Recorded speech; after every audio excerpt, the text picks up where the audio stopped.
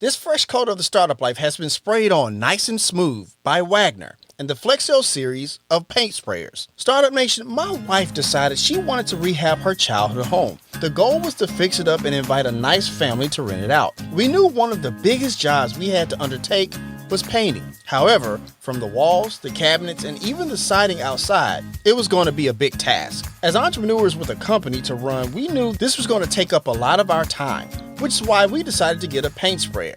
And after much research, we decided to go with the sprayer from the Flexio series from Wagner. Startup Nation, these sprayers are top-notch because of its flexibility to paint or stain walls, furniture, cabinets, and more.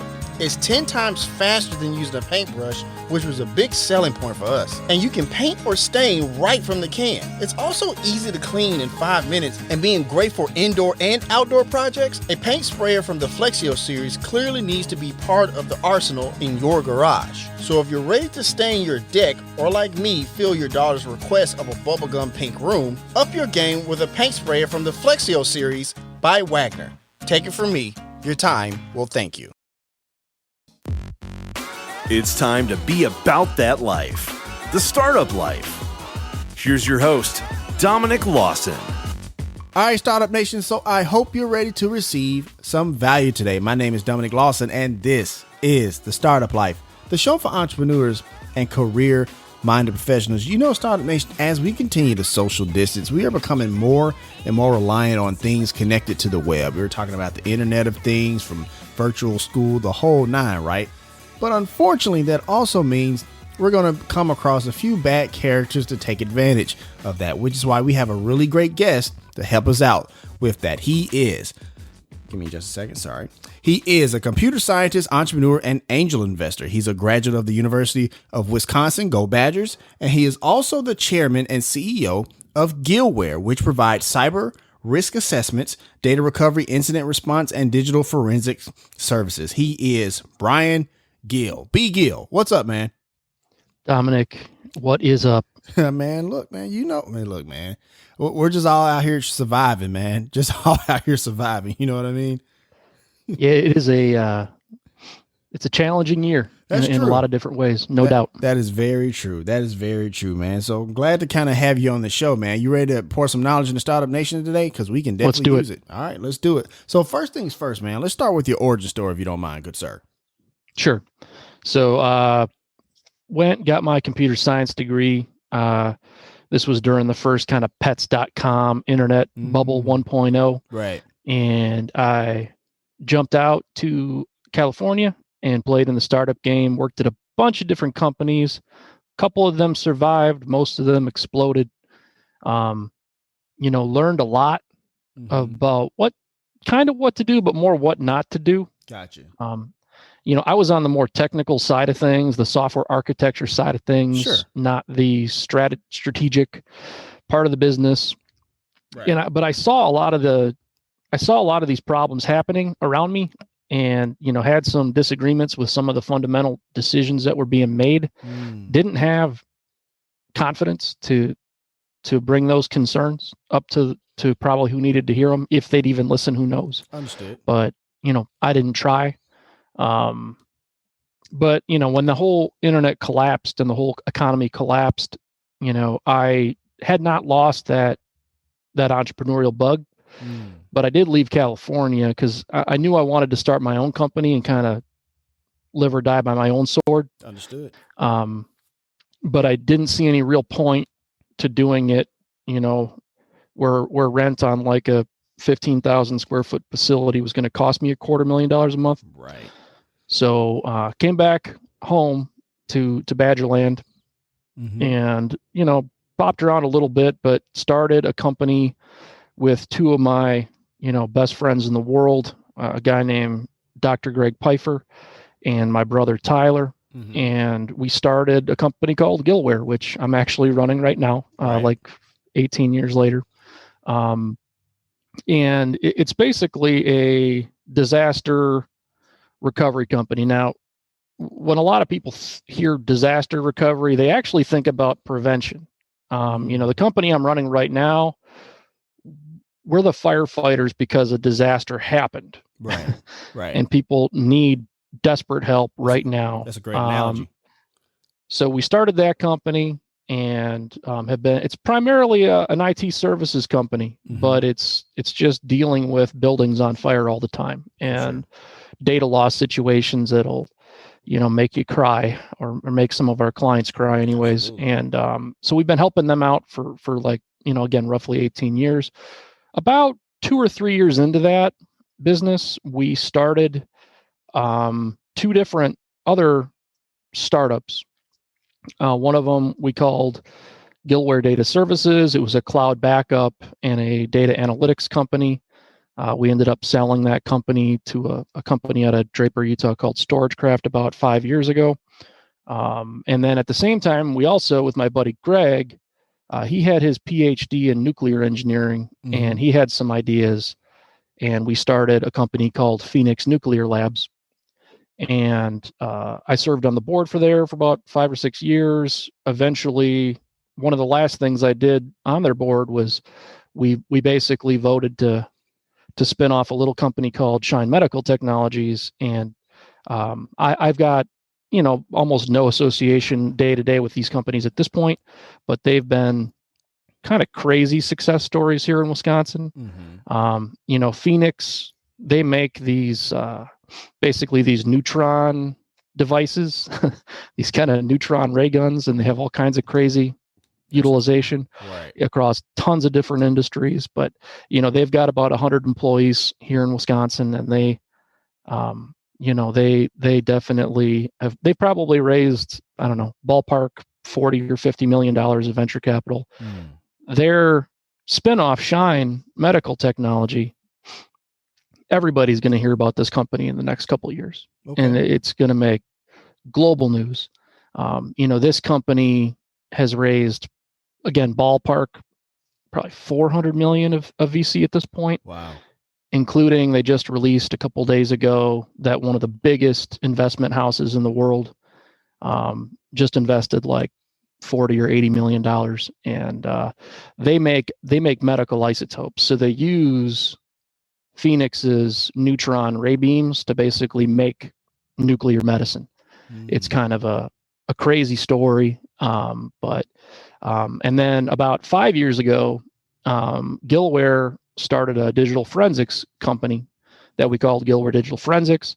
A couple months back, we actually rebranded that to be called Tetra Defense. We kind of spun that business unit out into its own business, took a VC round ourselves, and I served on the board of that company for a long time. I currently am not, but that company is the ones that are bailing people out of the ransomware incidents and providing the defensive mechanisms to prevent that kind of stuff in the first place. Right. Over at Gillware, the company I'm running, we're dealing with the more traditional data disasters and not necessarily the criminal ones.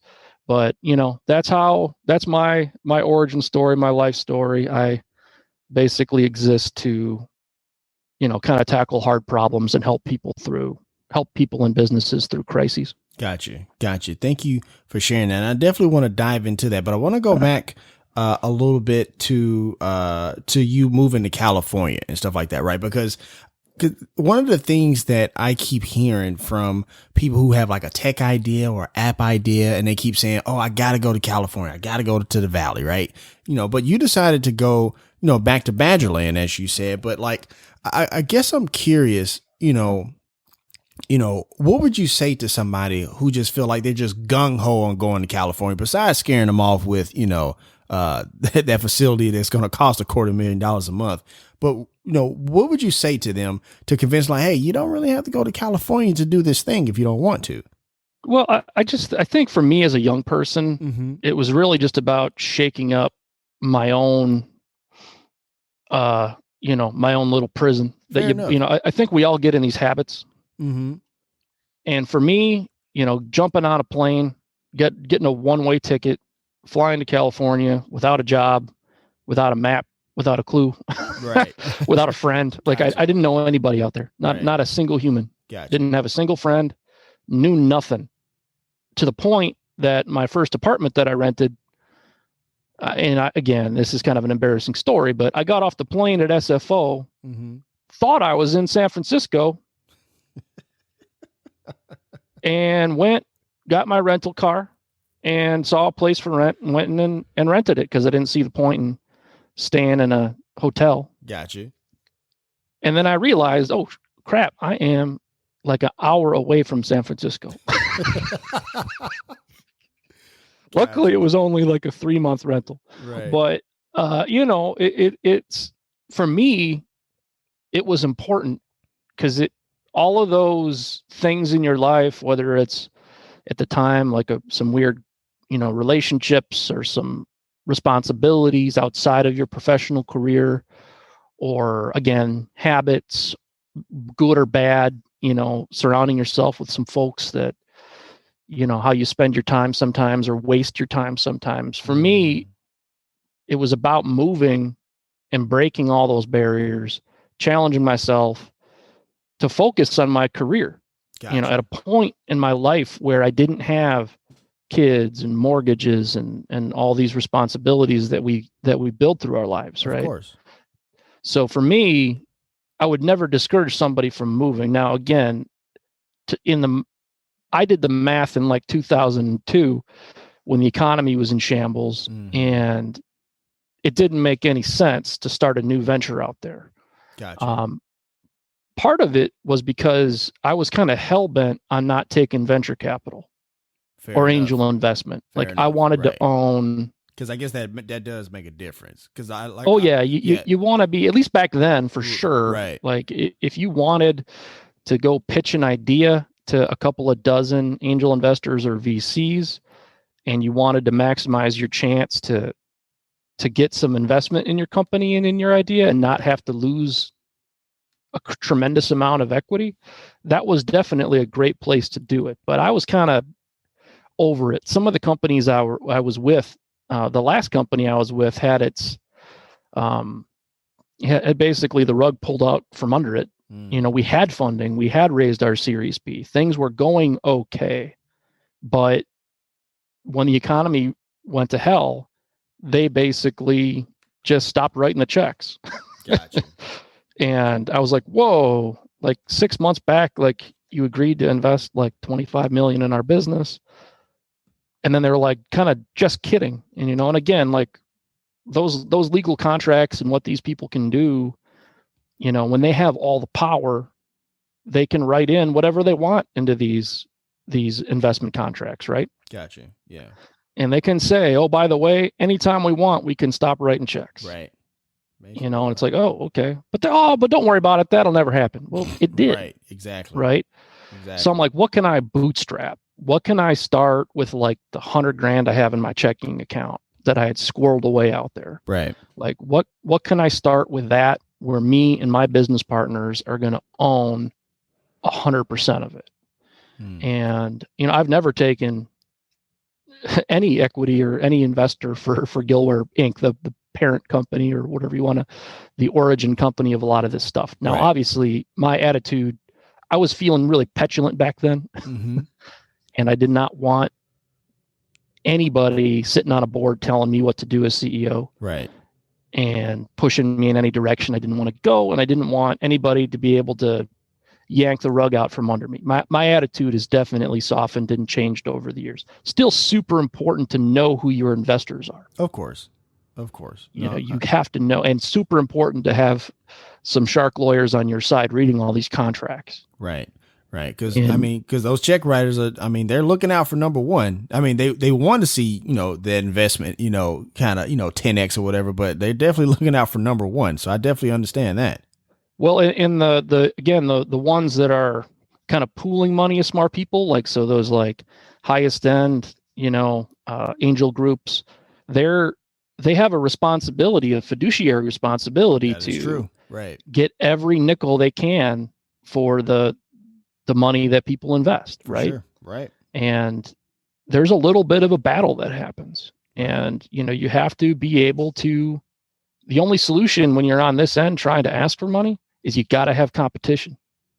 Gotcha. If you don't have more than one entity that's trying to invest, you're in big trouble. Got you. Fair enough. And I appreciate you sharing all that. Cause like I said, there's so many people who, have like app ideas and tech ideas. Usually it's like app ideas that usually, talk to me about this stuff. And they don't have a clue. They don't have any kind of, roundabout way to kind of figure out, that type of stuff. So I appreciate everything you just shared there. I actually want to ask a quick follow up before we transition.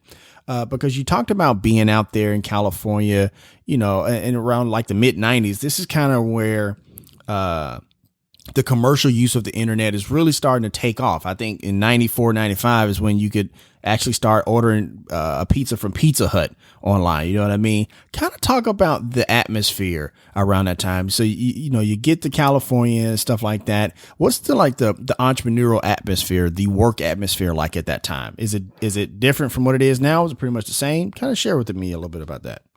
I mean, it was weird. Okay. And I had my first job out of school. I went and I worked at a place called Strong Mutual Funds, which went belly up. But we were the first mutual fund company, and I worked on a small team of maybe 15 different programmers who worked there. Mm-hmm. And, that team, and I had a very tiny little role in it, but, that team made they were the first mutual fund company where if you wanted to trade a mutual fund, you could log into the website and do it. Mm. And it was a pretty crazy thing. Before that, you had to basically pick up the phone and call in and talk to a broker for 20 minutes to get anything done. Right. So it was a really neat situation. When I went out to California, it could not have been more different from a culture perspective. I went from like a old, pretty stodgy, wear a shirt and tie every day type of place. Right. You got to have a suit near you. So if you had to run and talk to somebody in the business, you had to be in a suit. And it was a very 9 to 5, maybe 8 to 5 type of place where, you didn't see anybody in the building at 5:01. I would be the only one. Gotcha. Because I had more, I wanted to work. I wanted more work than they were giving me to do. So gotcha. I would just kind of find things to do and find projects to impact. But when I went out to California, the startup game was crazy. Gotcha. I worked for a company that, we had taken a small venture capital round of a couple $1 million, and we had a runway of 6 months and 50 different projects they want to get accomplished.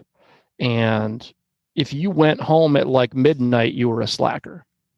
Wow. We'd be there. It was literally like roll off of your cot at work because you took like a 3-hour power nap and get to programming, right? Mm-hmm. But there's a tremendous camaraderie that comes with that too. I bet.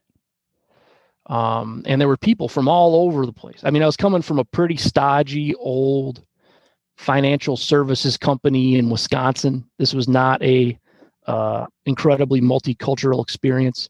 And, I was in the Valley and I was working with people from India, Pakistan, Asia. I mean, it was, some of these people barely spoke English, but they were great programmers. Right.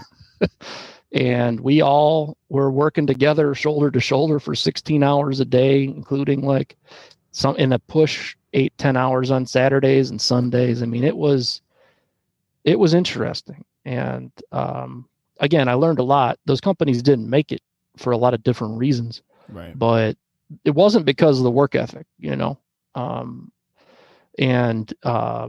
And again, it's a different deal when you're working at a small company and the clock is literally ticking. Like you took money from somebody who might give you more money 6 months from now if you accomplish a bunch of goals and a bunch of metrics. Gotcha.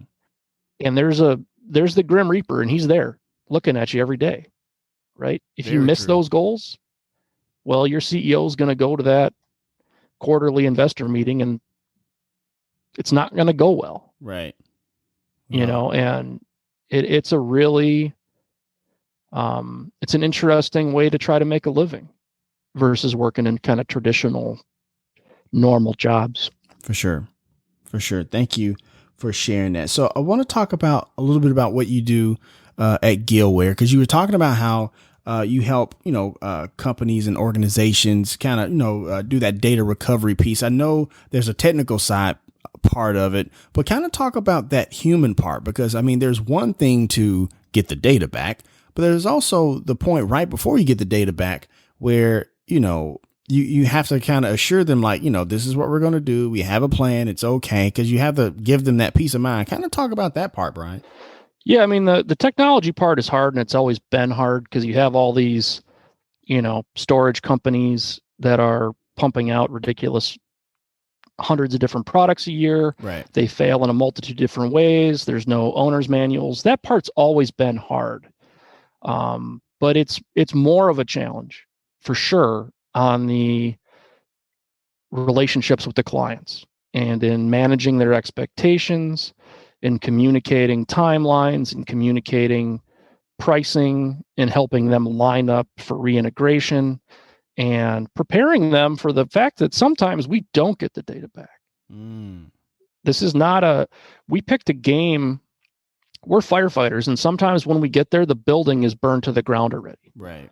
And there's a multitude of different ways that people can lose their data permanently. And that happens sometimes, and we don't always know it before we get in there. And making sure that my organization, when we fail to assist these people directly, frankly, that's when we really need to shine, right? Right. It's how you deal with those most adverse situations that defines you. Anybody can have a happy client with a big smile on their face when you save their bacon, right? Right.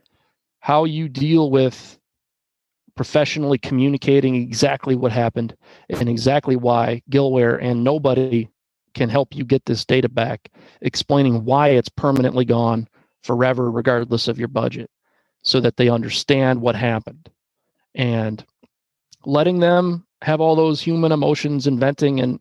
And sometimes when you deliver that news, what the news you're really delivering is that an organization is going to have a termination of some IT employees. So you're telling somebody that they're about to be fired, right?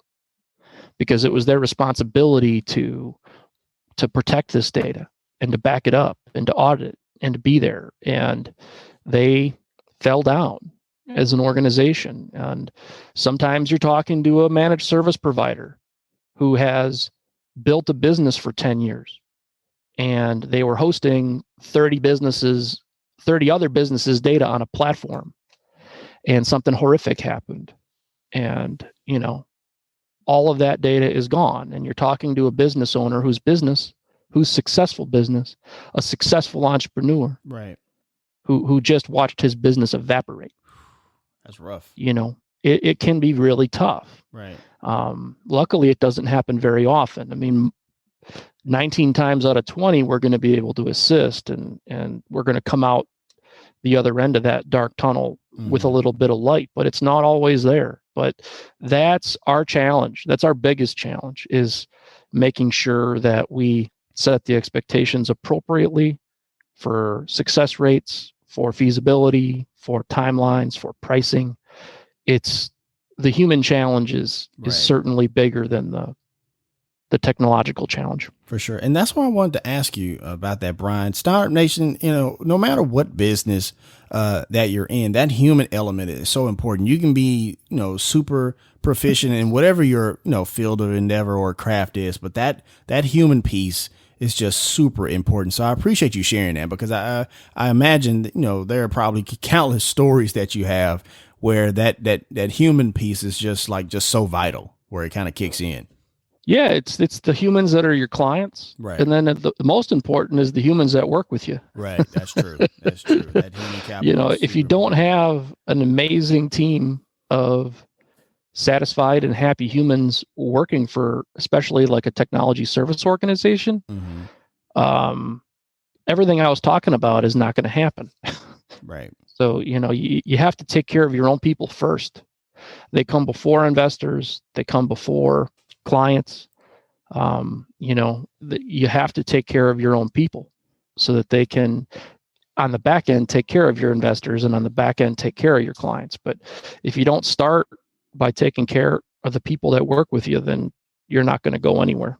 For sure. So in an industry like yours and what you do, how do you get clients? Because like you said, you're the firefighters, and normally I wouldn't call the fire department until my house is actually on, fire. Is there any proactive like ways and measures and means for you to gain clients for Gillware? Yeah, so we're in a reactive industry for sure. Okay. And one of the biggest challenges on the marketing and sales side is exactly what you're talking about. Right.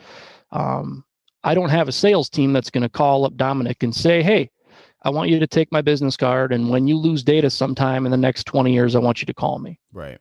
That's not going to scale. That's not going to work. We can't take out an ad on Super Bowl and say, hey, did you lose data? Because almost nobody does, right? They do, but it's not going to happen right now. The timing will never work there. Right. So it's all, for us, it's all about a couple different things. But the biggest thing is partners.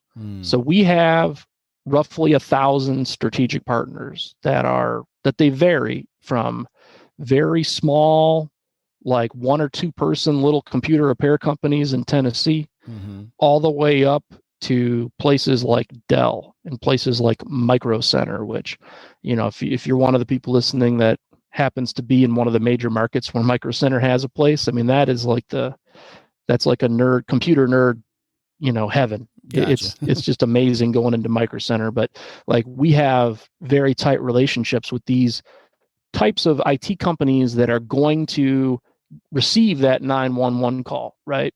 Right. They're going to say, oh, my laptop is dead, and they're going to take it to Micro Center. And Micro Center is going to tell the client, it's because your hard drive is dead.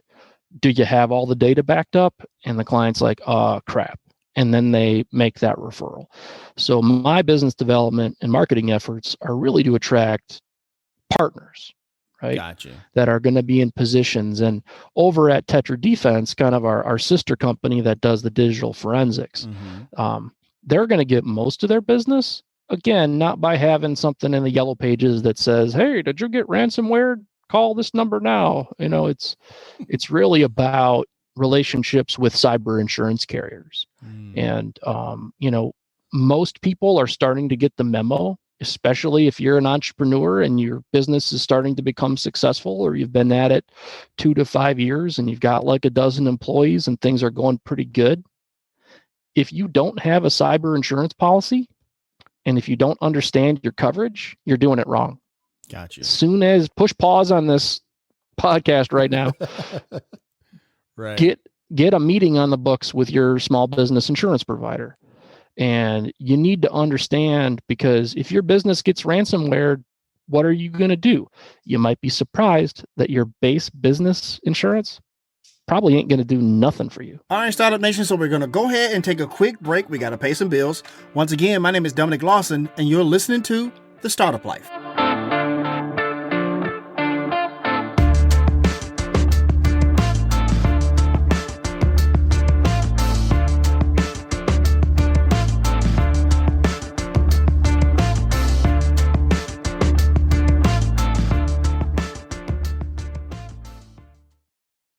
Tresta powers this episode of The Startup Life.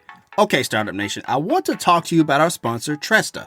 Tresta is an app for iPhone and Android that lets you do business calling and texting from anywhere. I know so many entrepreneurs that are still using their personal phone number for business calls.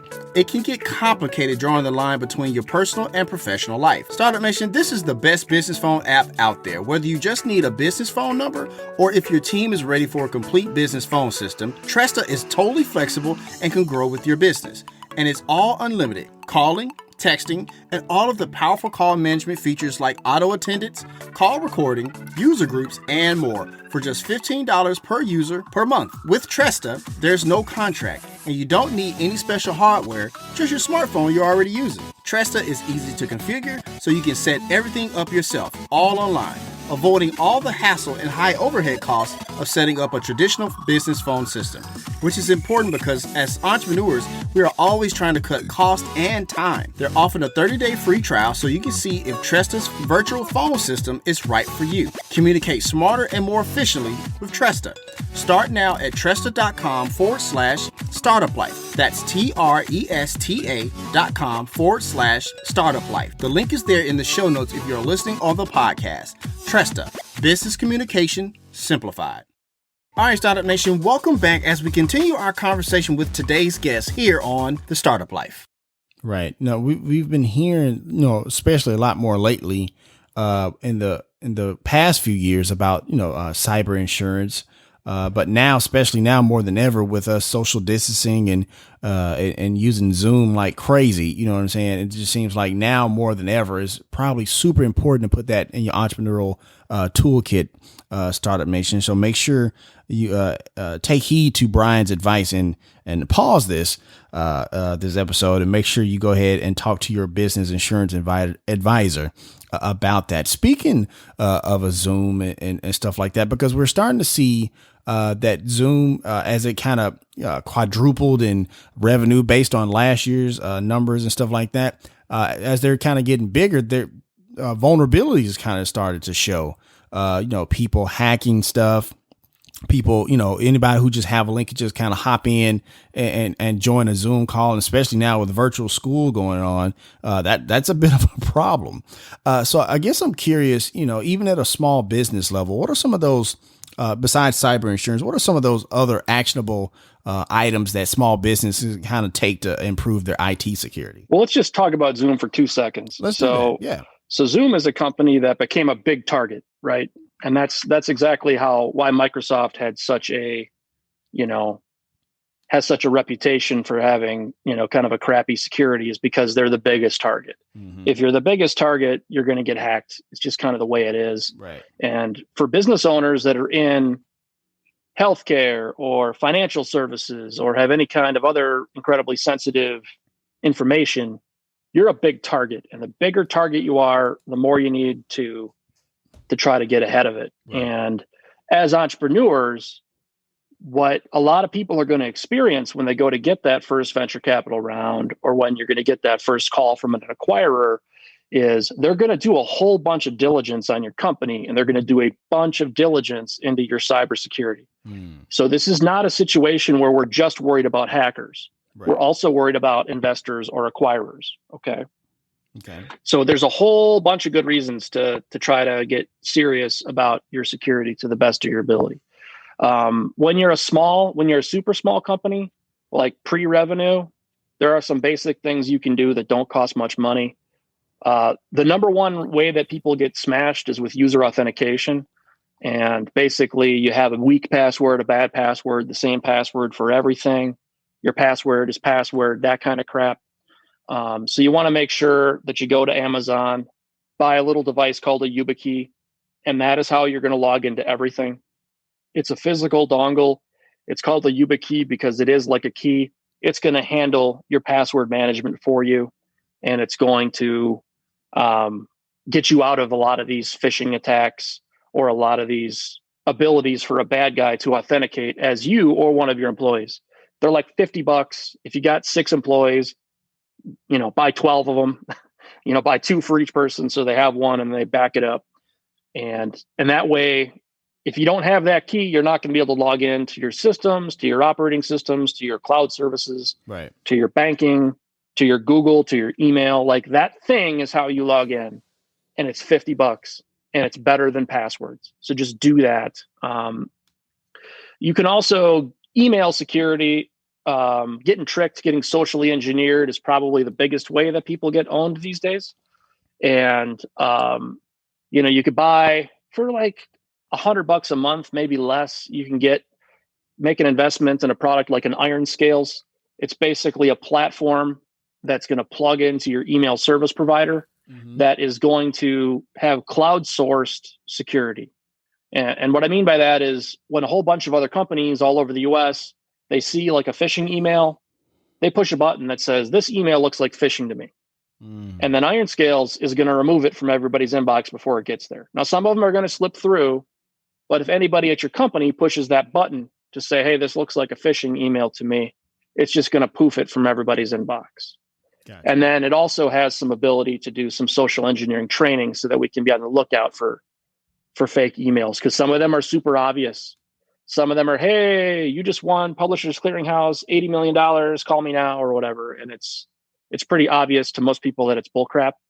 But some of them are really tricky. And it's a client of yours that you email with all the time that had their email hacked because they weren't using like a YubiKey and they had a bad password. So you're getting an email from your client about something that's pretty normal. And maybe they want you to wire $8,000 over here now, right? Mm-hmm. So you got to be it's tough. It's really tough. But again, some social engineering training, some email security, some user authentication. And my number one tip is if you're a micro-sized business with just a solopreneur, it's yourself right now. Right. Buy a freaking like $100, USB stick. There's a company called Apricorn that makes a really nice USB stick that's secure. It basically has like a physical keypad on it. It'll store like 256 gigs of data. So probably all the data you got. It's secure because it's encrypted and you need your like 6 to 8 digit code to type it in to unlock it. Mm-hmm. It's cheap, and back up all your data to one of those. Do it every week. And that's what we call an air-gapped backup. As long as you don't leave it plugged into the computer, even if your computer network gets hacked, gets owned, your data on that network gets encrypted. Right. Well, they're not going to be able to encrypt the thing that's not plugged in. And, that's called an air-gapped backup. Now, as your organization gets bigger, these things start to become more challenging, right? Right. But as a tiny business, that's some of the stuff you can do. Last kind of basic tip that anybody can do that doesn't really cost much of anything is patch your devices. Some of the biggest hacks happen because somebody hasn't patched their iPhone in 8 months. And the reason that Apple patched it a dozen times is for security purposes, because there were some exploits out there.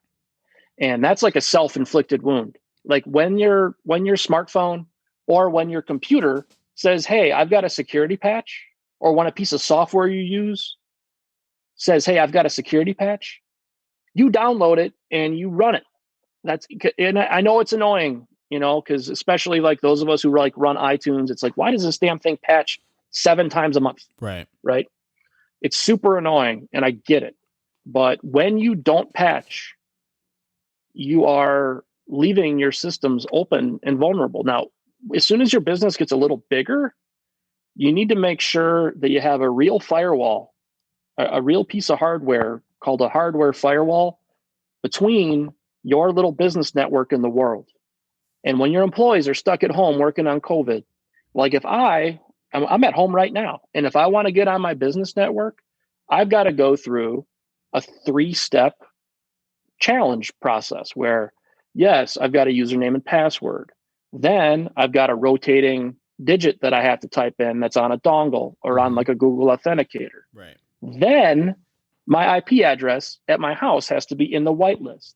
Then the computer that I'm coming in as, it has to be a known MAC address or a known computer. It's not going to let a weird IP address. It's not going to let a weird computer.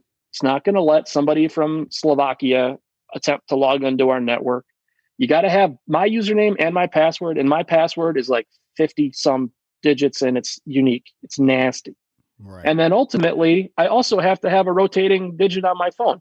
If this sounds like overkill, the unfortunate reality is it's not. This is actually an appropriate amount. And the computer and the IP address, that only had to happen once. I don't have to do that every time. Right. I just need either my YubiKey or my login and password plus that rotating digit. Like this is the kind of stuff that you should have to do every day to access your organization's information. Right. Right.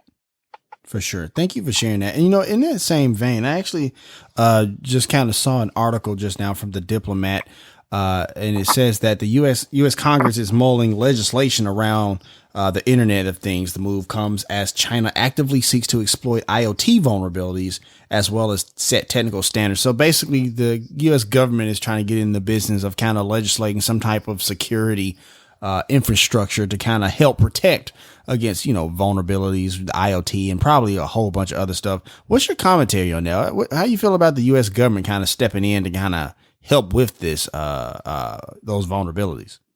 I think it's 1,000% appropriate. Okay, fair enough. You know, I mean, sometimes we need the federal government to enact change. You know, one of my early IT projects was this little thing called Y2K, where it's like everybody was concerned, and rightfully so, by the way, that some of the computing systems that had been around for 40 plus years were going to melt to the ground and have a very negative impact on Americans' lives, the American economy, and Americans specifically, like the stock market and the tradings. And you had all these old systems that had these 2-digit dates, and nobody quite knew what was all going to happen without the 4-digit date code. And probably a lot of bad stuff would have happened. So the government, the federal government said, oh no, it's not going to happen. And if you're in these industries, these are the rules. You have to go into all this code. You have to add the dates. You have to test it. And it had some teeth to it. And they audited it. They put some accountability behind it. Like the SEC might knock on the door and say, okay, mutual fund company, show me all your 4-digit dates. Show me all the code that you changed. Show me that you tested it, that it works. And if you didn't, they might shut you down. They might fine you $10 million. And it was 100% appropriate back then. And what happened? Nothing happened. The world did not end. Nothing crashed. Right. But it's because the government took it seriously. This is an emerging threat, okay? Not just the IoT, right, but the amount of billions of dollars that are being stolen from Americans and American companies by overseas criminals that are funding things like weapons program in countries like North Korea, who unfortunately have governments that are diametrically opposed to how we want to run things here. These are real problems, almost as big as COVID problems, right? So it really is a situation where we need the federal government to step up. I mean, we've got some little, podunk places, and I don't mean that in a condescending way, but some of my favorite places in Wisconsin are in the middle of nowhere with a population density nobody. You get out, you get to a lake, there's 2 people on the lake. It's you and your son, you're fishing, there's nobody around, right? Some of these same communities have a little dam that is computer controlled so that somebody 45 miles away can open and close this dam when it rains because it's too big of a pain in the butt to drive out there in the middle of the night, right? Well, when an Iranian or a Chinese hacker have the ability to open that dam and flood all that infrastructure and kill people, that's a big problem. And does, a tiny little town in Wisconsin with a 20-year-old computer system, do they have the funding or the wherewithal or the technical expertise to defend that thing? I'm here to tell you they don't. They never did. And if it sounds like I'm making weird stuff up, because that's part of the problem is we hear, especially in the world that we live in, there's all these fake boogeymen that people who are in marketing try to drum up, This is real stuff. There have been hundreds of documented instances where foreign IT professionals or foreign security people have hacked into U.S. infrastructure for utilities, for dams, for just about all kinds of stuff that we take for granted, man. Like we take for granted that we turn on the light switch and our lights come on and our food is cold. That's true. If that power grid takes a big hit because a North Korean hacker gets mad that we have sanctions against them and they decide to take that down, people can die. And there are times when a small community, a small county in Wisconsin, when the state of Wisconsin, when us as U.S. citizens need to have some of our tax money go to foremost experts at the federal level to not only legislate, but fund these defensive postures. This is a national security issue. It's a big deal. When I hear that the federal government is starting to get more involved with legislating how we secure data and legislating how we protect data and all the new Privacy Act stuff, it's like, I've been wishing for a lot of this change for like a decade. Gotcha. So I'm happy that the world is catching up, and that people, even like non-technologists, like our Congress people and our senators, who, man, like, you could never meet a bunch of, no offense to all those people, but they typically are old and they typically are computer dullards. They have no idea what's going on, right? And they're the ones writing the laws. That's true. That's fair. That is fair. And not everybody over the age of 60 sucks with technology, of course. But I get what you mean, though. Yeah, no, and that's an issue, right? That's definitely an issue, because it's like it's kind of hard to legislate something you're not very, have that acumen to. You know what I mean? Well, and like, it just started. So like, there's a new piece of they came out with this thing called CMMC. It's a new security framework where if you are going to be anywhere in the defense supply chain, if you're going to sell a bolt for a submarine to the U.S. government, like, you have to be CMMC level something certified. And there's a bunch of different levels, and there's a bunch of different steps that you need to take. But a lot of that stuff that I was just talking about is in that, like, tier one, like, you can't do anything with us if you don't have these dozen things that you're doing. And again, it has some teeth to it. There are going to be audits. And this, again, as entrepreneurs, we need to pay attention, because this is going to be a trend. If you're going to be in the space of B2B, business to business, or business to government, right, you have to have your crap together. You have to invest time and money and expertise in your security. You have to. It's going to be table stakes to sit at the table. They're going to look at your IT and they're going to say, nope. And this is going to propagate into every large enterprise. Like, if you want to sell a piece of underwear to Macy's, you are going to have your IT stuff together. If you're going to do, if you're going to sell point of sale systems to Dick's Sporting Goods, you're going to have your stuff together. That makes sense, because you're handling their sensitive information. So that makes complete sense. Yeah, and again, some of this is going to continue to get legislated, where, any company in America with 100 employees or $5 million in revenue is going to probably have to have, like, a certain level of security credentials that are maybe even audited by somebody in the federal government. And again, like, there's a lot of people out there that are incredibly conservative and I'm not going to wear no mask, and I'm going to do whatever I'm going to do. And I'm an American. Nobody tells me what to do. It's like, well, yeah, well, then you're not going to sell, ammunition to that, to that other company. Right. Like, this is just part of being a responsible entrepreneur, and being an entrepreneur, period, is going to involve some amount of this technical know-how.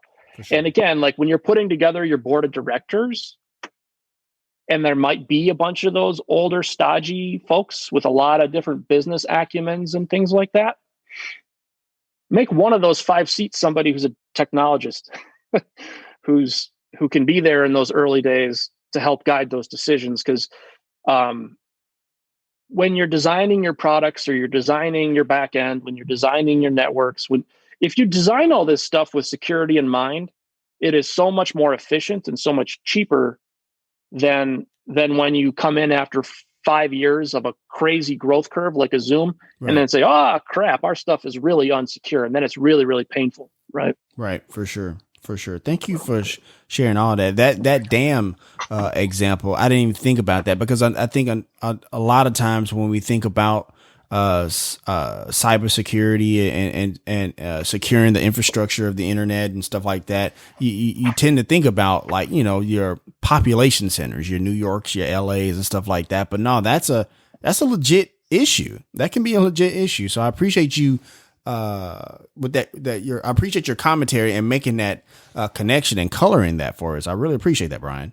That's important. Well, and they're not as big a target as that hospital in New York. That's true, right? but that's true. And I hate to cut you off, but I want to emphasize this point, because we covered 3686, the entrepreneurship festival here in Tennessee, and the economics professor at Vanderbilt said that he anticipates, with us working remotely and stuff like that, a lot more people move into more rural areas, since, you know, if you got that internet connection, you know, you may consider, I don't have to live in a city anymore. So when you talked about that example, that's what it made me think of. I'm sorry, I didn't mean to cut you off, but I wanted to get that. Oh, you didn't cut me off. I mean, again, it's a situation where, you know, there are people that want to screw you over because they want to steal your money. That's true. Like the ransomers, right? That is very Sometimes true. They've got a nefarious back end because they're trying to fund some stuff that we would really like them to not have funded. Of course.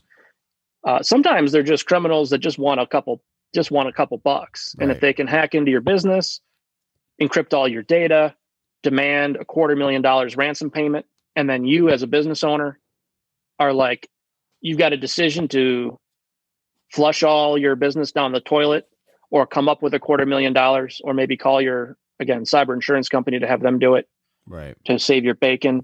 Again, it's all this stuff is avoidable, but it's a lot of work to get there. And the federal government getting on board and legislating certain things is a very important catalyst for change. And one of the biggest problems we have right now, Dominic, is we don't have enough workers.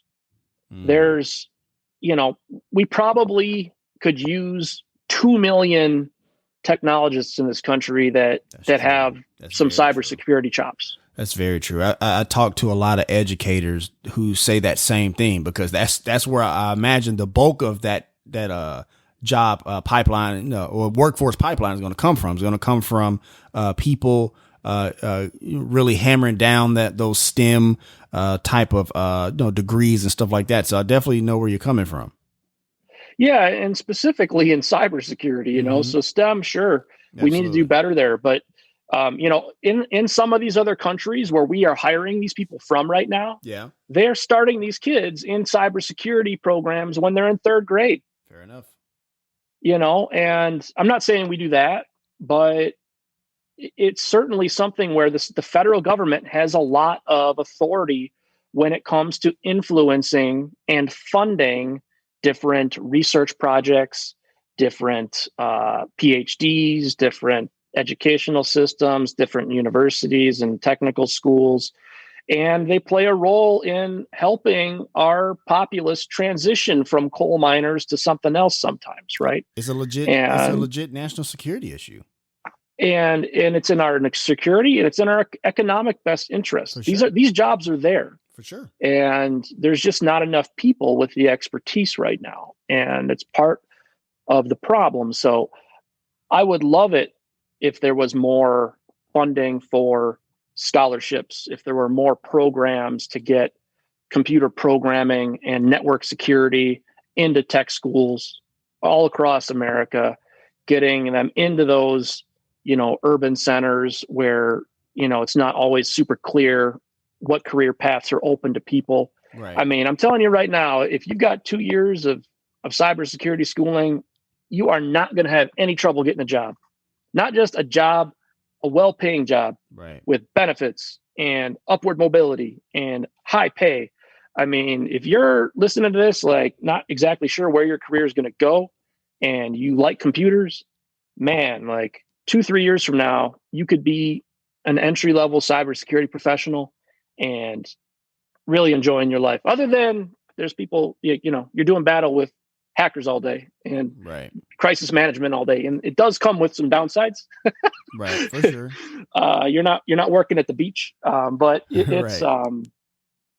it's a wonderful emerging career. And I just can't wait for this country and the schools to catch up and the parents to start encouraging their kids to get involved with some of this stuff, you know?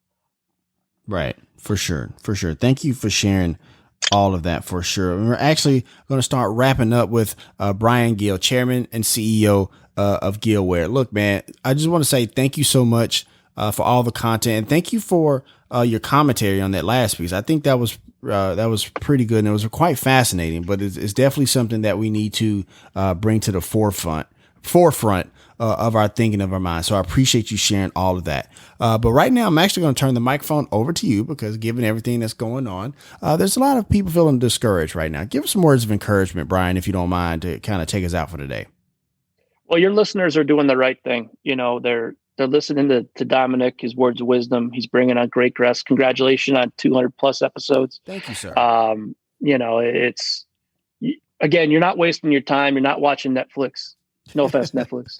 You know, you know, if you've made it to this point of the interview, you listen to me ramble for an hour, which congratulations.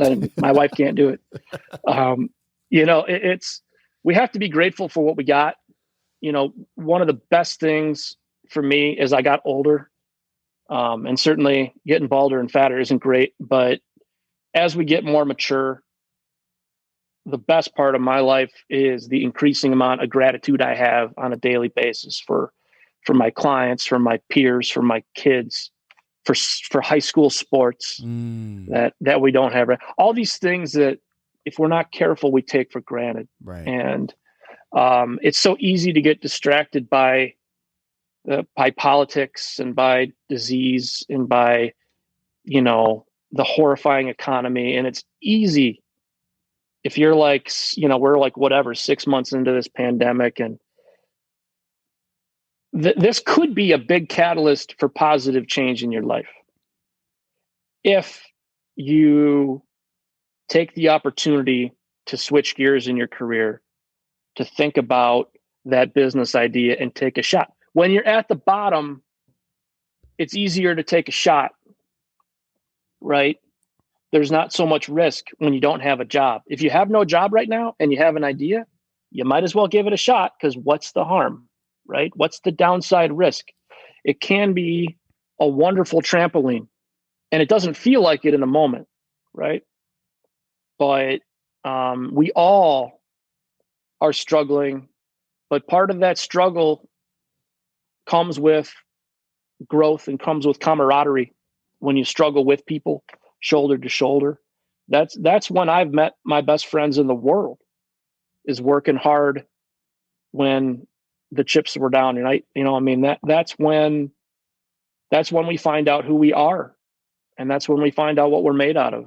And, you know, I think a lot of us, especially this, you know, as this internet propagated and as our society got more and more and more, I don't know, coddled or entitled or whatever people say. I mean,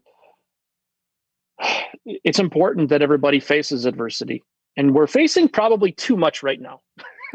It's quite a bit. I would like less adversity in 2021. Right. But I think when we look back 5 years from now at this horrendous year, I think we're going to see a fountain of successful companies and successful people that found themselves and found their business partners and gritted through this damn thing. And, you know, I think maybe not in 2021, but 2022 is going to be a pretty freaking awesome year. I hear that. I appreciate that. Awesome stuff. And if you want to let us know what you think about our show, have an idea for a show topic, or would like to advertise on our show, send us a message on the Startup Life Podcast Facebook page. And while you are there, like and follow our page as well. It's a great way for us to engage with you, Startup Nation, and really grow our community. The link is there in the show notes. Subscribe to the show, as it can be heard on Apple Podcasts, Google Play, Stitcher Radio, Spotify, or even on your Facebook timeline or any other platform you like to get your podcast. If you are listening on Apple Podcasts and you find our content valuable, please give us a 5-star rating, as it will help us climb the charts and help more people find our show. You can also listen to the show on the Startup Life Podcast new website. There you will find the all-new Startup blog, where I write on many topics that are interesting and helpful to you on your path to entrepreneurship. And hey, if you have an idea, be about that life, the startup life.